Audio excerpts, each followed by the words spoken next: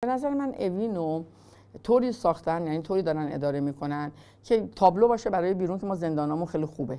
اون هتل اوینه بیشتر درسته. سال 91 هم همین بود. البته اینم بگم امکاناتی که اونجا فراهم شده با مبارزه خود زندانیاست، اینجور نیستش که همه چی اونجا بوده باشه. اون مشکلاتی هم که اونجا میبینیم بیشتر سوء مدیریت و فشل بودن مدیریت مثل تمام کشوره. اینجور نیستش که من ببینم مثلا خود من حالا که اونجا بودم احساس کنم نمیخوان دارو به کسی بدن یا امکانات پزشکی نمیخوان در اختیار آدما بذارن. زندانی رو میبردن بیمارستان بیرون، یه بار عکسشو یادش با خودش نمیبردن، وقت نگرفته میرفتن، دکتر رو اشتباه میرفتن. اصلا هر دفعه یه داستان عجیب غریبی بود.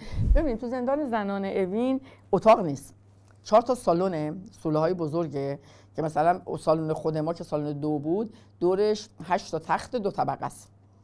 یعنی ما 16 نفر توی سالن بودیم. حالا یه توی سالن 13 نفر بود، توی سالن 20 نفر بود، بسته به ابعاد اون سالن‌ها فرق می‌کرد.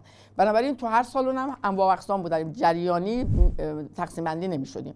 خب ما این دفعه چپ‌ها رو خیلی زیاد داریم، پادشاهی‌ها رو داریم که قبلا نداشتیم. این 2 تا دسته رو مثلا داشتیم از پادشاهی‌ها 2 نفر که رفتارهای فاشیستی داشتن تو زندان و همیشه درگیری ایجاد می‌کردن با زندانی‌ها. ولی خب جریان پادشاهی از اینا حمایت نمی‌کرد، یعنی اینا شخصی بود رفتاراشون. ولی مثلا چپ‌ها با اینکه میدونستن دارن خطا میکنن ولی جریان چپ از هم دیگه حمایت می‌کرد. آدمای خوبم تو پادشاهی‌ها بودن که آدمای فهیمی بودن، آدمای اهل مطالعه‌ای بودن، منطقی بودن. اصلا نمیدونم این دفعه همه چی خیلی تند بود، یه جوری تعداد بیشتر بود، تعارض بین آدما زیاد بود، همه چی دقیقاً برخلاف از رفتار بین زندانی‌ها برخلاف اون دفعه بود و لذا کار به اینجا کشید دیگه.